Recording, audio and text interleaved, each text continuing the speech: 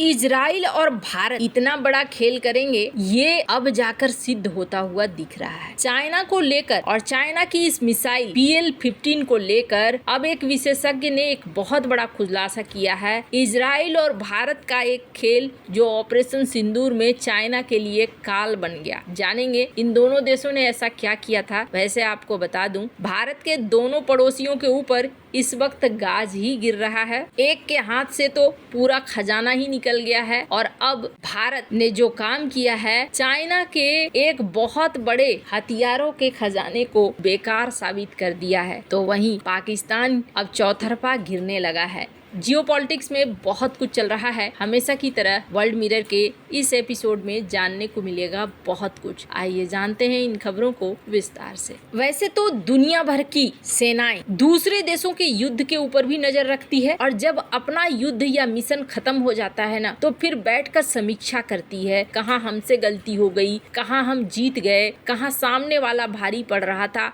कहाँ सामने वाला हल्का पड़ रहा था। और डिफेंस एकेडमी फिर उस पर चर्चा करती है कि आखिरकार किस तरीके से युद्ध बदल गया, भविष्य में हवाई युद्ध कैसे होगा। तो यहाँ पर भारत पाकिस्तान की जब लड़ाई हुई तो इस लड़ाई में एक कॉन्सेप्ट देखने को मिला और वो कॉन्सेप्ट क्या था? Air denial. अब एयर डिनाइल क्या है? तो एयर डिनाइल ये है कि दोनों ही देशों ने अपने अपने जगहों पर डिफेंस सिस्टम को तैनात रखा, एयर डिफेंस सिस्टम। और अगर दूसरे देश के अंदर घुसना था, जैसे पाकिस्तान अगर मन बनाता कि उसे भारत के अंदर घुसना है, तो पाकिस्तान के फाइटर जेट का वही हाल होता जो उसके ड्रोनों का हो। पहले उसने ड्रोन भेजकर समझने की कोशिश करी कि भारत कितने लेयर तक अपनी सुरक्षा कर सकता है। जब उसने देखा कि गाजर मूली की तरह कट रहे हैं, तो फिर यहाँ पर उसने फाइटर जेट भेजने की कोशिश नहीं करी। अब जहाँ तक बात है भारत की, तो भारत की तरफ से जिस तरीके से चाइना के एयर डिफेंस सिस्टम को ही पहले तबाह कर दिया गया, उसके बाद कथित तौर पर भारत ने फाइटर जेट का इस्तेमाल किया होगा। लेकिन ये जो पूरा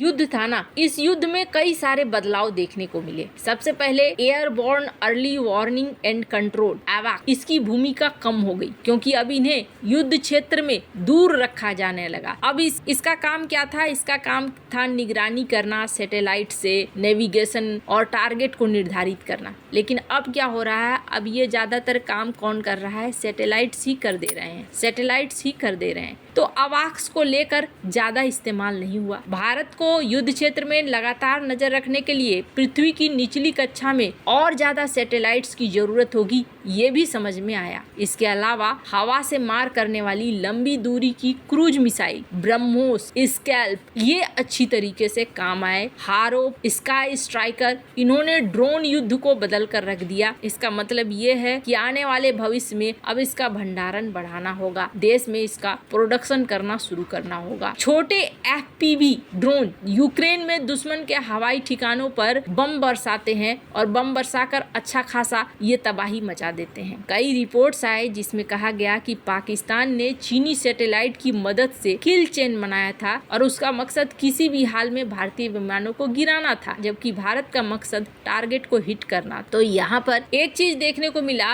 कि एयर डिफेंस सिस्टम का महत्व काफी बढ़ गया है। शूट एंड स्कूट की रणनीति अब यहाँ पर चल रही है, यानी कि मारो और निकलो। भारत अपने हथियारों के बेड़े में और भी कई सारे नए हथियारों को शामिल कर रहा है और इसे करना भी चाहिए, जैसे कि डायरेक्टेड एनर्जी वेपन, हार्ड किल सिस्टम, सॉफ्ट किल सिस्टम, A2AD यानी एंटी एक्सेस एरिया डिनाइल। इन सबको मजबूत करने की तरफ भारत बढ़ रहा है। ये सारी एनालिसिस हो रही है और इस सारी एनालिसिस के बीच में एक और चीज देखने को मिला कि पाकिस्तान को चीन से मिलने वाले हथियारों को देखते हुए भारत को अपना अस्त्रा 2 और अस्त्रा 3 कार्यक्रम को और तेज करना पड़ेगा। साथ ही रूस ने भी भारत को एक बड़ा ऑफर दिया है। R-37M मिसाइल को ये बेचने के लिए तैयार है, जिसकी रेंज है 200 किलोमीटर। भारत इसे खरीद सकता है। पाकिस्तान के पास 3 फाल्कन DA-20, 4 चीनी JDK-03 ये सारे हैं, तो भारत को भी बैलेंस करने के लिए चाहिए। पर आपको बता दूं, सबसे बड़ा झटका झटका किसने दिया? भारत ने दिया है। और भारत और इजराइल दोनों को लेकर एक बड़ा खुलासा हुआ है। पर उस खुलासे से पहले मैं आपको एक आर्टिकल दिखलाना चाहती हूँ और मैं दिखलाना चाहती हूँ कि ये लोग कैसे सोचते हैं। अभी एक फॉर्मर पाकिस्तानी क्रिकेटर शाहिद अफरीदी का एक बयान आया कि हम भारत से 10 साल आगे हैं, यानी कि भारत पाकिस्तान से 10 साल पीछे है, चाहे क्रिकेट का मामला हो या फिर साहस का मामला। बहुत सारे लोग प्रश्न करने लगे, क्या खाते हो भाई, क्या खाकर ये बातें तुमने कही। अब इसका एक बड़ा एग्जाम्पल देखिए। वैसे तो पाकिस्तान को चाइना 50% की छूट पर अपनी स्टील्थ फाइटर जेट देख रहा है। देने के पीछे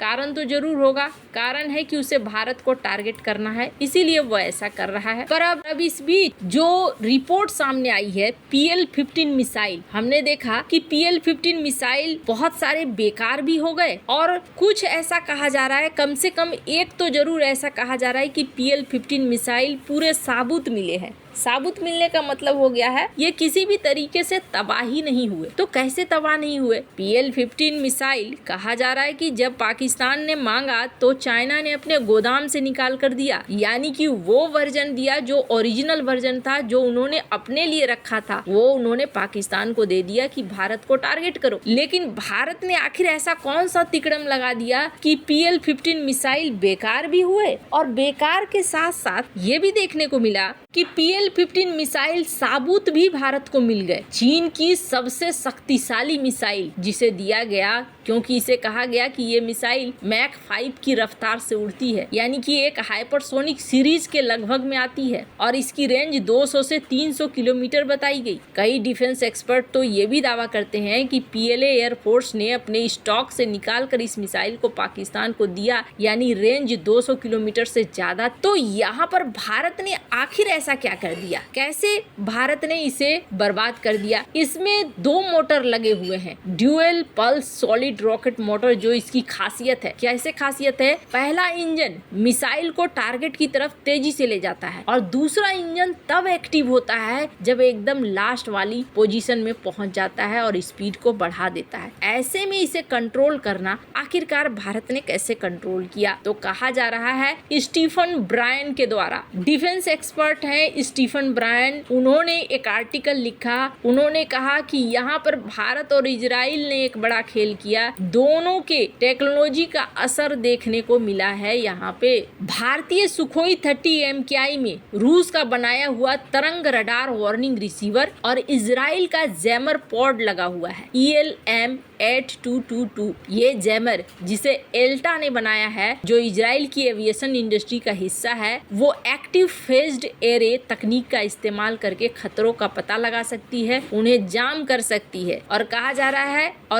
रहा है कि यही वजह है कि चाइना का PL-15 जाम हो गया और फिर ये साबुत ही पूरा का पूरा मिल गया। लेकिन चाइना के लिए बुरी बात क्या है कि अब भारत को इसकी सारी खूबियां कमियां पता चल चुकी है और भारत के वजह से अब PL-15 उनके लिए बेकार हो गया। भारत से कई देशों ने मांग भी करी है, कितनों को भारत शेयर करेगा? कम से कम एक चीनी हथियारों का जखीरा तो पूरा का पूरा भारत ने बर्बाद ही कर दिया। वैसे आपको क्या लगता है इन सब मामले में? आपकी क्या राय है? कमेंट कर जरूर बताएं। जल्द मिलते हैं अगली वीडियो में नई खबर के साथ।